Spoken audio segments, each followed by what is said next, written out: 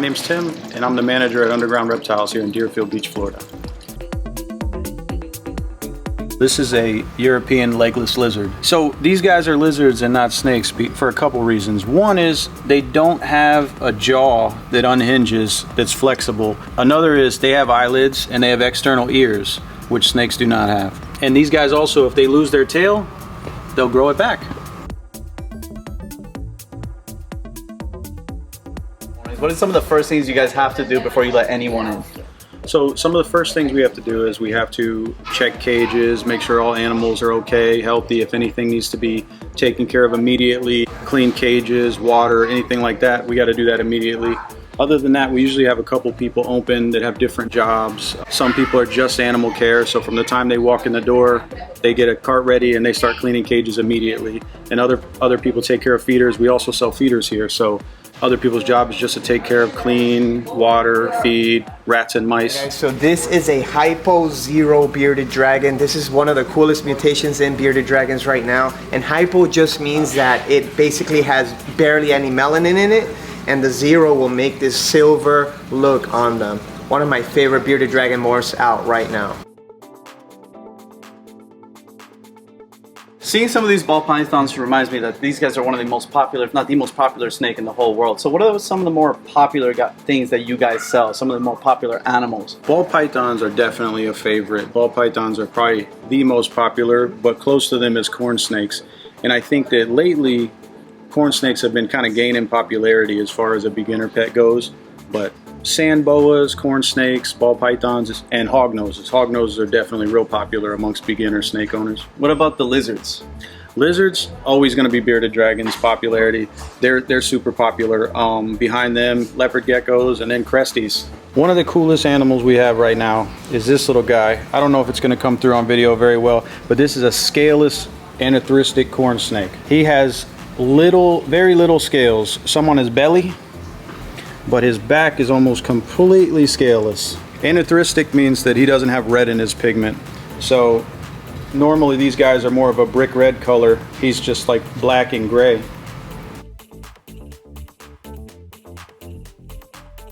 This is the Triceratops of the chameleon world, the Jackson chameleon. Look at the size of this guy. He's monstrous. They usually don't ever get this big, but this guy's a big boy, gorgeous chameleon. One of the best chameleons in the whole wide world.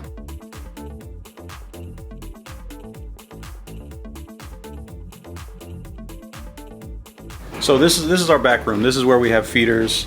On this side over here we have feeder mice, all sizes, pinky all the way up to ex-breeders, which are big adult mice.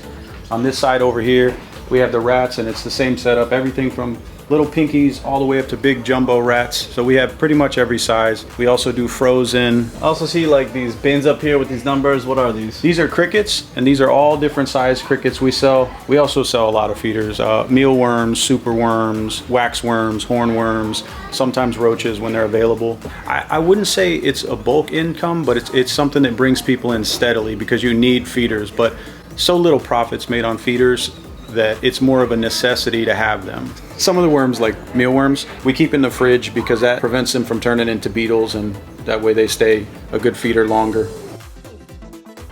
What kind of carpet python is this? That's a coastal carpet python. What's the difference between the coastal carpets and jaguars? Size, color. Jaguar is a morph. It's a cross between other carpets. A coastal is a naturally occurring. So here at the store, we also have venomous snakes on display. We have a room over here that has to be locked behind a second door. And the reason for that is for safety. These snakes are on display for educational reasons and to be ambassadors for the animals. We have everything from native species like pygmies to things that are from other countries, West African gaboon vipers. To have venomous snakes in Florida, every state is different. You got to have a venomous snake permit, which requires you put 1,000 hours in with each type of venomous animal you want to keep. There's lizards too. Currently don't offer a class, but sometimes we do, where we have venomous people come here and do a class once a week, usually for an hour, where people can get their hours with venomous snakes and learn how to handle these guys correctly, because these are definitely not something you play with. We do have a specific person that comes by, and him and myself are the only two people that are allowed in this room. And me. And you.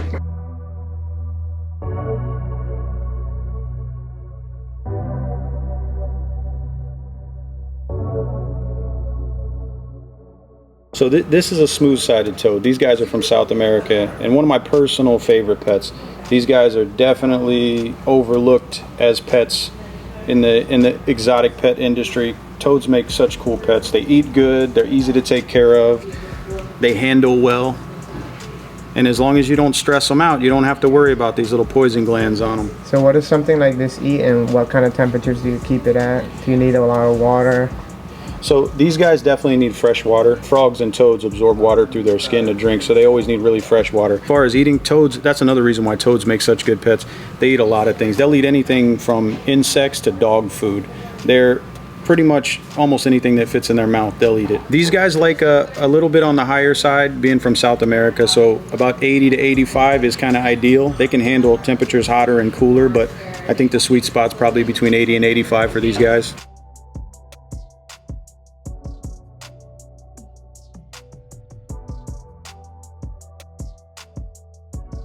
So some of the daily things that I do a lot of the boring stuff, admin stuff, behind the scenes stuff, but mostly help educate people, make sure that they get the right animal for their family or their situation. We like to help customers, and we like to make sure that customers know how to take care of the animals that they're taking home with them so they get the best care. Typically, I'm the one that decides what animals come into the store. There are other factors though, like time of year. Some animals are only available certain times a year. Some animals I can get year round, and it depends on whether or not they make good pets or not. I typically try to bring over animals to the store that make good pets. So here in the retail store, the more rare, unique things, you know, they still find homes, but that's more the online department does a lot more of the rare stuff. We try to be more, you can come in, see animals that are mostly good to handle and things like that. One of the questions we get a lot is, do baby water turtles make good pets for kids? And the answer to that is probably going to be no in most scenarios. Water turtles are a lot of work, real dirty. In the right circumstance, they can make an excellent pet, but not really for little kids, more for older teenagers and adults. But tortoises and land turtles make excellent pets. They're really good pets for kids.